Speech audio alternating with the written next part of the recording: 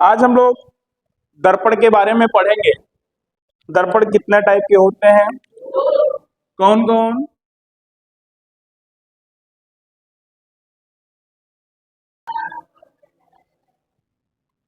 दर्पण जो होते हैं वो दो टाइप के होते हैं, समतल दर्पण और दूसरा होता है गोलीय दर्पण। समतल दर्पण को बेटा क्या कहते हैं इस इंग्लिश में? Plane mirror. और इसको क्या कहते हैं? Spherical mirror.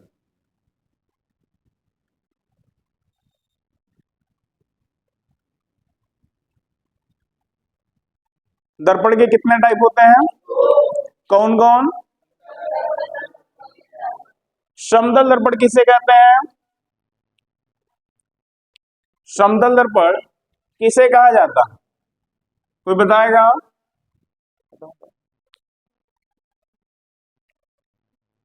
समतल दर्पण किसे कहा जाता है? वह दर्पण जिसका परावर्तक पृष्ठ कैसा हो, कैसा हो? समतल हो। ये देखो, इसका जो पृष्ठ है, ये आपको बोर्ड भी दिख रही होगी। बोर्ड कैसा है? प्लेन है, समतल है। और इस टाइप का परावर्तक पृष्ठ, वो परावर्तक पृष्ठ क्या होते हैं? समतल होते हैं। जैसे आपको यहाँ लाइट दिख रही हो, दिख रहा है लाइट ना? ये लाइट रिफ्लेक्ट हो रही है, लाइट रिफ्लेक्ट हो रही है, मतलब ये प्लेन है। खुरदुरा होता तो आपको ऐसा नहीं दिखता। और देखो, ये समतल दर्पण है। क्या है?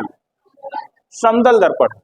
अब हम बात करें कि समतल दर्पण की फोकस दूरी क्या होती है।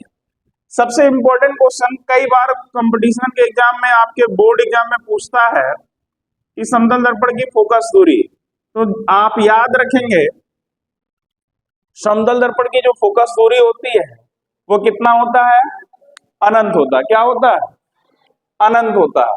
और इसका जो उपयोग किया जाता है, उपयोग कहां करते हैं जी?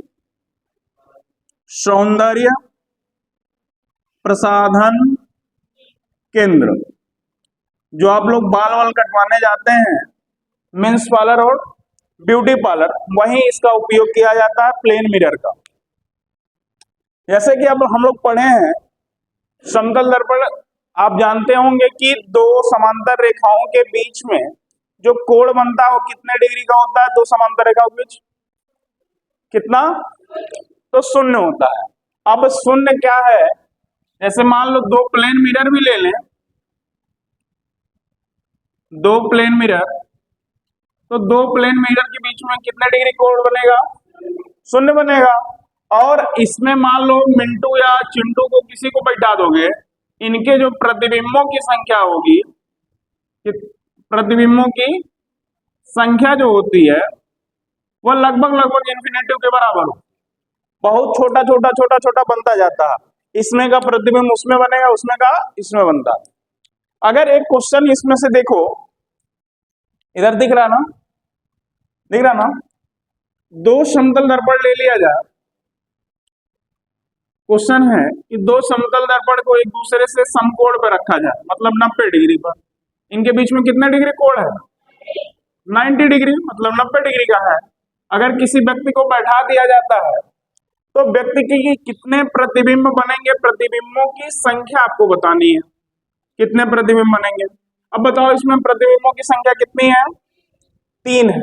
अब देखो, पहला तो इसके सामने बनेगा यहाँ प्रतिबिंब, फिर इसका यहां बनेगा, और फिर इन दोनों के वजह से एक प्रतिबिंब यहां बने। 1 2 3 प्रतिबिंब बन रहा है। कितने बन रहे हैं?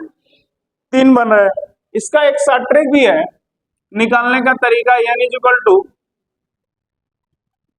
360 अपॉन थीटा एंगल। सम होगा तो n-1, और विषम होगा तो सिर्फ आपका n हो जाएगा। अगर मान लो 4 आता है तो एक काट देते हैं, कम करके लगाते हैं, और विषम आता है तो एक्चुअल में वैल्यू यही रखी जाती है। स्टैंडर्ड फार्मूला है, इस फार्मूले के बेस पर भी आप लगा सकते हैं और आंसर भी आएगा। बेशक आप इन दोनों के बारे में समझ गए होंगे। समतल दर्पण किसे कहते हैं? वह दर्पण जिसका परावर्तक पृष्ठ कैसा हो? समतल हो, उसे क्या कहेंगे? समतल दर्पण कहते हैं। और बाकी फोकस दूरी कितनी होती है इसकी? अनंत होती है, इनफाइनाइट। अब इसका प्रतिबिंब उपयोग जो करते हैं वह सौंदर्य प्रसाधन केंद्र के रूप में करते हैं। एक बात और पूछी जाती है, कंडीशंस बनते हैं कि दर्पण जो है, मान लो कि एक 6 फीट का व्यक्ति है। कितने फीट का? 6 फीट का व्यक्ति है, इसकी प्रतिबिंब देखनी है तो कम से कम न्यूनतम दर्पण की जो लंबाई होनी चाहिए वो कितनी होनी चाहिए? क्यों होनी चाहिए? क्योंकि इसकी आधी अगर दर्पण होगी, इसकी आधी होगी तो ये 3 फीट में आपको स्पष्ट प्रतिबिंब दिखेगा। और एक क्वेश्चन और भी बनता है कि अगर प्लेन मिरर के सामने v वेग से गति कर रहा हो कोई पिंड, तो इसमें कितना दिखता है? दुगना दिखता है, 2b दिखेगा। अगर 5 मीटर प्रति सेकंड के वेग से कोई वस्तु गति कर रही होगी तो उसमें जो दर्पण के अंदर जो दिखेगा उसका वेग, वह कितना दिखेगा? 2b दिखेगा, मतलब इसकी दोगुनी दिखेगी। अब हम लोग समझेंगे गोली दर्पण के बारे में।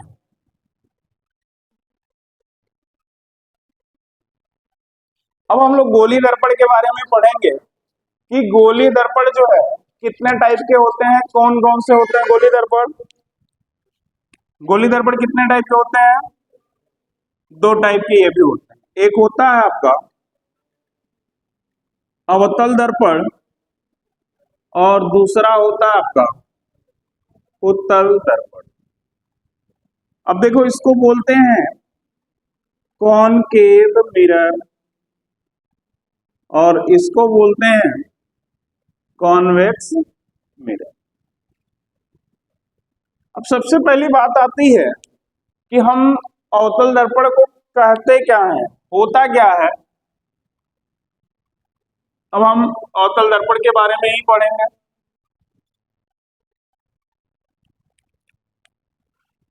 अवतल दर्पण के बारे में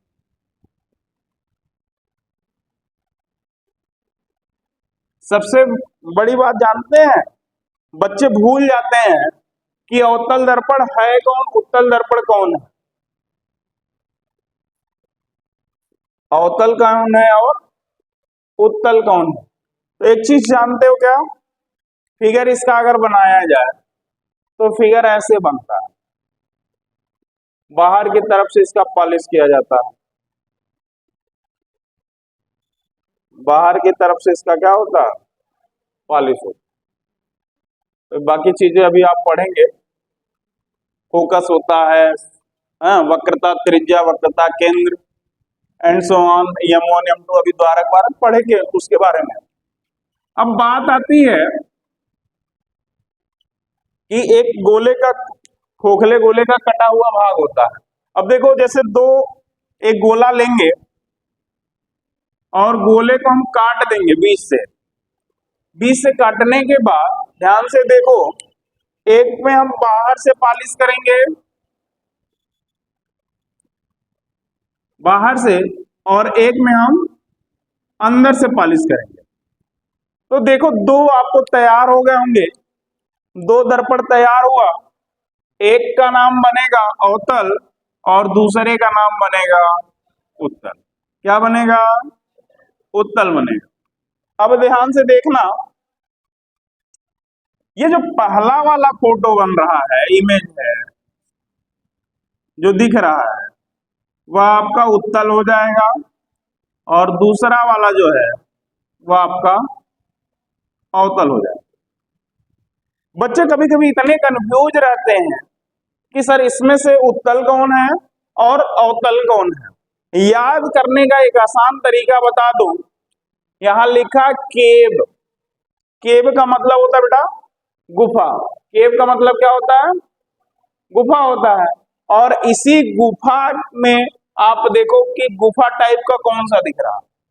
गुफा टाइप का आपका ये दिख रहा है, अंदर की तरफ जा रहे ना, जा रहे ना, अंदर की तरफ जा रहे हैं, तो ये मतलब ये क्या है, कॉनकेव, अंदर की तरफ। इसमें जो परावर्तन की क्रिया होती है वो भी अंदर से ही होती है। जो परावर्तन की क्रिया होती है वो कहां से, अंदर से होती है। परावर्तन की जो क्रिया है, परावर्तन की क्रिया वो कहां से होती है, किस सतह से, अंदर वाले सतह से। और देखो उत्तल का अगर डायरेक्शन बनाया जाए, उत्तल वाला, बच्चों को ये भी कंफ्यूज रहता है कि सर इसको कैसे पहचानेंगे, याद कैसे करें।